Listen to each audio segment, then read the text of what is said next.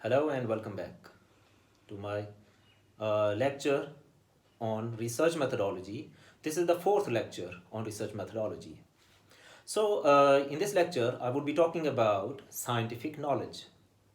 What is scientific knowledge and how it is different from unscientific knowledge? This is my first question to you. Write in your comments below in this video. Let me see that what do you write, what sort of great input you are giving. Pause this video and write your answers. What do you understand by scientific knowledge? And what do you understand how a scientific knowledge is different from unscientific knowledge? All right, scientific knowledge. Scientific knowledge is the knowledge gained systematically through a cycle of process. It's not based on hinges or perceptions just.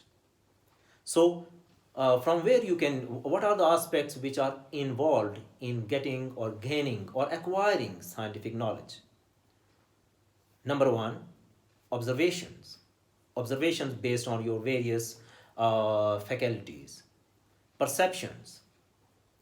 You perceive various aspects. Language. There's a statement that you cannot think without language or words. Next, thoughts.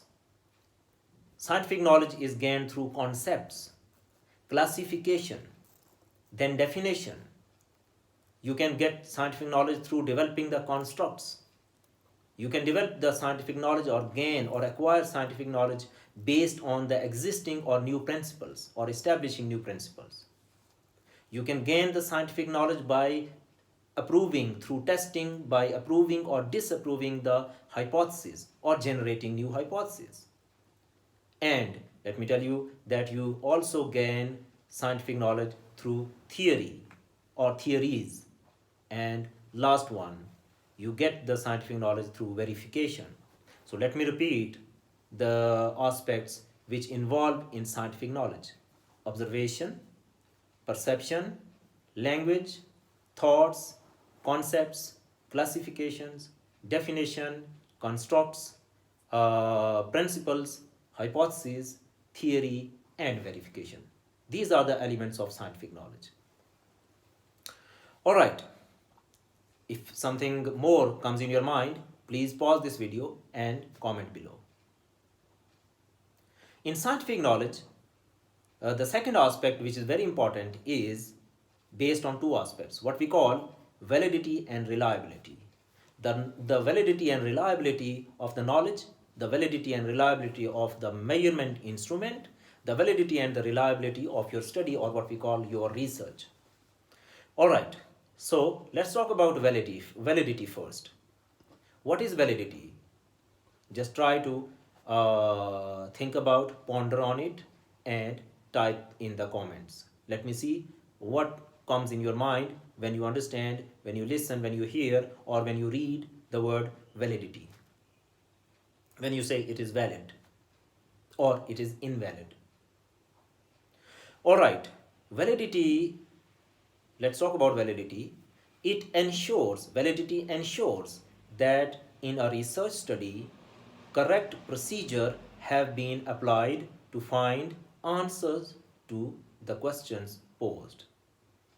I repeat, validity ensures that in a research study, correct procedures have been applied to find answers to a question or to many questions or multiple questions. What does it mean? It means that the procedural justice has been done. Means the procedure you have used is appropriate and correct to reach to some conclusion, to reach to some results. Okay, so if I call that, let me give you an example if it comes in my mind. If I say that, how can we say that my mobile is valid, or my questionnaire is valid, or my study is valid? We need to look into the procedural aspect, the process oriented aspect, the procedure, whether it was correctly used or not, it was appropriate or not. Okay.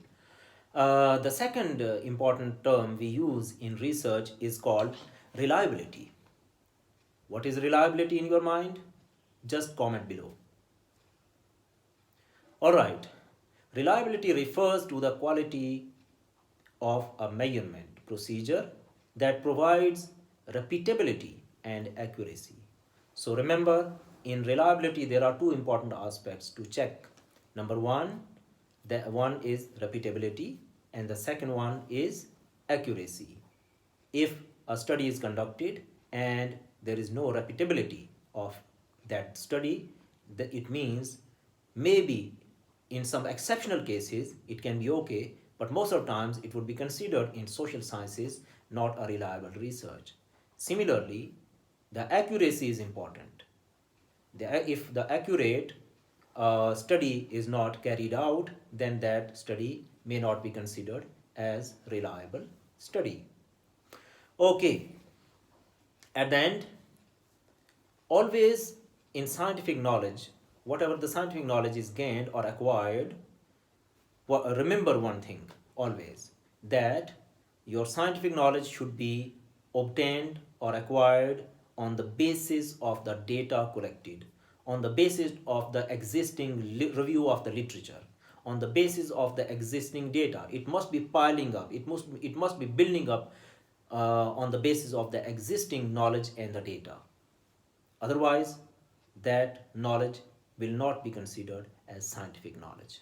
So, there's a quotation by Charles Babbage, 1792 till 1871, that is his lifespan.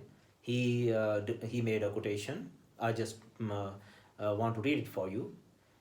He says that errors using inadequate data are much less than those using no data at all. What does it mean? It means that collect, acquire, and gain scientific knowledge. Conduct your research based on collection of data, even if you are getting the data which is inadequate or not exact or appropriate or complete in nature.